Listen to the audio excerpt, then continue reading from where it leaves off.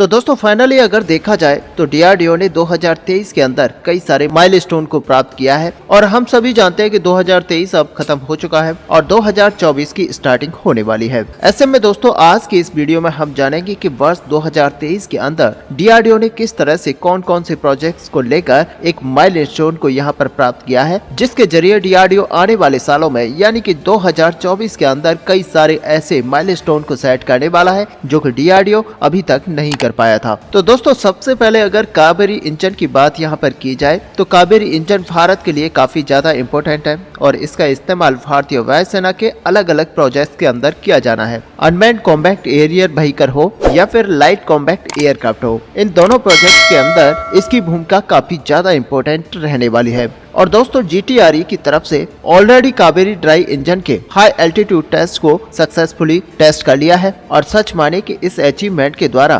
DRDO की तरफ से आगे के जो मार्क है वो यहाँ पर क्लियर होते हुए दिखाई दे रहे हैं और अब इनका जो प्रोडक्शन है वो स्टार्ट हो चुका है। और ऐसे में आपको बता दें कि जो एक प्राइवेट कंपनी है वो ड्राई कावेरी इंजन के 5 प्रोटोटाइप को बना रही है और आगे चल के ये एक टेस्टिंग से गुजरेंगे और सर्टिफिकेशन मिलने के बाद में आगे की जो कार्यवाही है वो शुरू की जाएगी। ऐसे में गैस टरबाइन रिसर्च एस्टेब्लिशमेंट का प्लान ये है कि 2025 से 26 तक जो सर्टिफिकेशन प्रोसेस है वो कंप्लीट कर लिया जाएगा और सबसे पहले आपको यहाँ पर कावेरी इंजन देखने को मिलेगा, वो यहाँ पर घातक अनमैन्ड कॉम्बैट एरियल व्हीकल में देखने को मिलेगा जो कि भारत का स्वदेशी यूसीएवी होने वाला है। हालांकि इसके बाद में गैस टरबाइन रिसर्च एस्टेब्लिशमेंट एक आफ्टर बर्नर इंजन पर काम करेगी और कावेरी इंजन में जो आफ्टर बर्निंग मॉड्यूल लगाया जाएगा उसके लगने के बाद में ये इंजन तकरीबन 80 किलोन्यूटन तक का थ्रस्ट जनरेट करने में कैपेबल होगा, जिसके बाद में लाइट कॉम्बैक्ट एयरक्राफ्ट के अंदर इसको इस्तेमाल किया जा सकेगा और इसकी टेस्टिंग को वहां पर आगे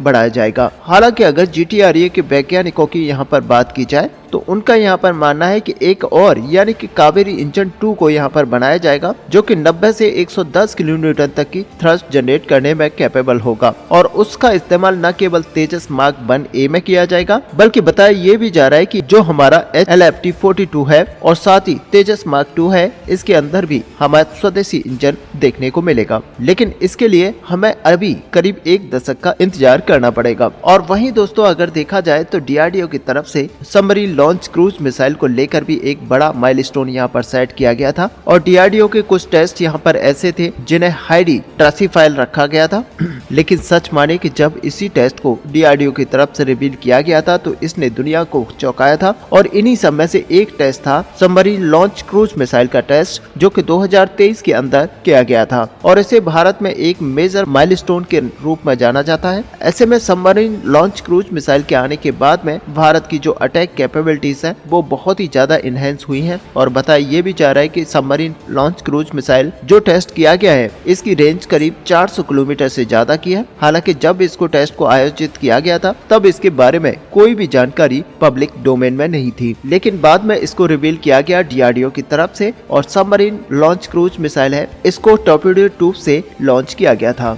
और अब ये बताया जा रहा है कि ये जो सबमरीन लॉन्च क्रूज मिसाइल है ये भारतीय वायुसेना की सभी सबमरीन के अंदर इंडक्ट की जा सकती है और आने वाले समय में जितनी भी भारतीय नौसेना की सबमरीन है उनके अंदर इन सब को इंडक्ट किया जाएगा। ऐसे में दोस्तों अगर देखा जाए तो भारत की जो ओवरऑल सिक्योरिटी है उसको भी एक इनहेंस रूप मिलेगा जहां पर सिक्योरिटी हमारी और भी ज्यादा मजबूत होगी। ऐसे में सबमरीन लॉन्च क्रूज मिसाइल के सफल टेस्ट के बाद में डीआरडीओ का अगला जो माइलस्टोन था वो था फ्यूचर बेस्ड एआईपी टेक्नोलॉजी को लेकर। ऐसे में डीआरडीओ की तरफ से एयर इंडिपेंडेंट प्रपल्सन सिस्टम की जो टेक्नोलॉजी है वो लार्सन टर्बो को शेयर की गई थी जो कि एक प्राइवेट सेक्टर की कंपनी है और आगे चल के इसी सिस्टम को कलवरी क्लास की सबमरीन में एक अपग्रेड के माध्यम से इंस्टॉल किया जाएगा और माना यह जा रहा है कि कलवरी क्लास की जो सबमरीन का अपग्रेड है वो यहाँ पर 2025 के अंदर किया जाएगा। और बड़ी बात यह है कि इसको पूरी तरह से स्वदेशी निर्मित बनाया जा रहा है। ऐसे में सक्सेसफुल डेमोन्स्ट्रेशन के बाद ये जो इंडिपेंडेंट प्रपल्सन सिस्टम टेक्नोलॉजी है इसको प्रोडक्शन क्लियरेंस यहाँ पर मिल चुकी है और अब माना यह जा रहा है कि भारत भी उन चुनिंदा देशों की श्रेणी में शामिल हो चुका है जिसके पास खुद की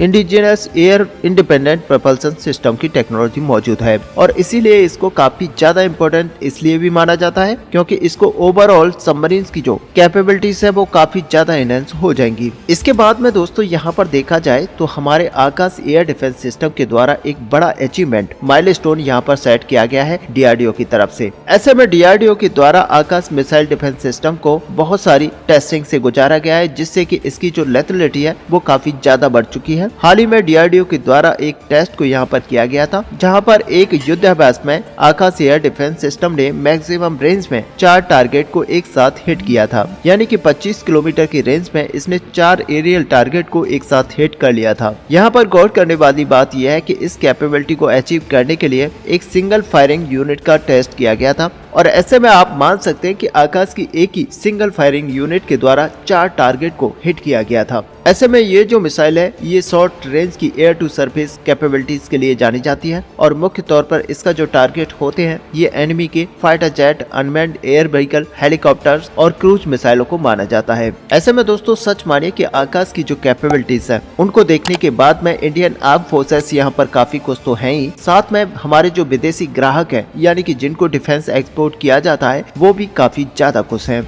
और इसका अंदाजा आप इसी बात से लगा सकते हैं कि एक रिपोर्ट की यहाँ पर माने तो आर्मेनिया के द्वारा ऑलरेडी आकाश एयर डिफेंस सिस्टम को बड़े ऑर्डर के रूप में यहाँ पर भारत को दिया गया है, और यहाँ पर कई देश हैं जो आकाश एयर डिफेंस सिस्टम को लेकर बातचीत कर रहे हैं। ऐसे में इसमें कोई संदेह नहीं कि आने वाले समय में भारत को एक और बड़ा ऑर्डर यहाँ पर देखने को मिलेगा। और दोस्तों अगले माइलस्टोन की यहाँ पर बात की जाए तो ये high speed unmanned air vehicle programme को लेकर है, और ये माइलस्टोन सबसे मेजर माइलस्टोन के रूप में देखा जा रहा है, क्योंकि ये प्रोग्राम एक ऐसा प्रोग्राम है जो कि आने वाले भविष्य में फ्यूचर के वॉरफेयर को एक नई दिशा देगा, क्योंकि भारत अभी फ्लाइंग विंग टेक्नोलॉजी पर काम कर रहा है, और जिस तरह से एरोनॉटिकल टैंक रेंज कर्नाटक के अंदर सफल टेस्ट इसके किए गए हैं, उसके बाद में ये चीजें और भी ज्यादा इम्प्रूव हो रही हैं। और आपको बता दें कि इसको विशेष रूप से यहाँ पर विकसित किया जा रहा है, जिससे आने वाले भविष्य में भारत एक ऐसे एयरक्राफ्ट को बनाकर तैयार करेगा जो कि 2 मॉड्यूल्स में बनाया जाएगा।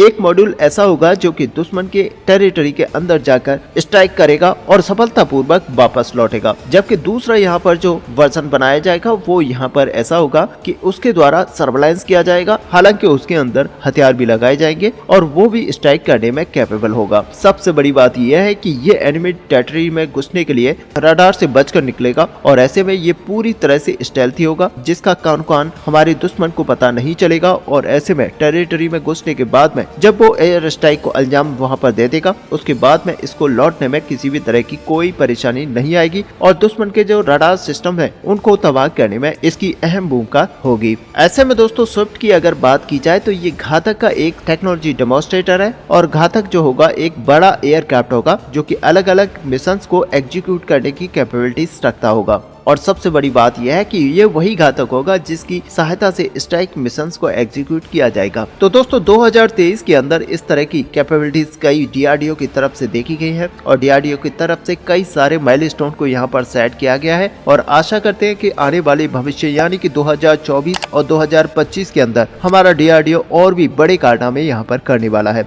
ऐसे में आपका डीआरडीओ के वैज्ञानिकों को लेकर क्या व्यू है आप यहाँ पर कमेंट पे लिखकर बता सकते हैं। साथ ही अगर वीडियो आपको अच्छी लगी हो तो लाइक और शेयर करना ना भूलें। मिलते हैं नेक्स्ट वीडियो में, तब तक के लिए जय हिंद जय भारत।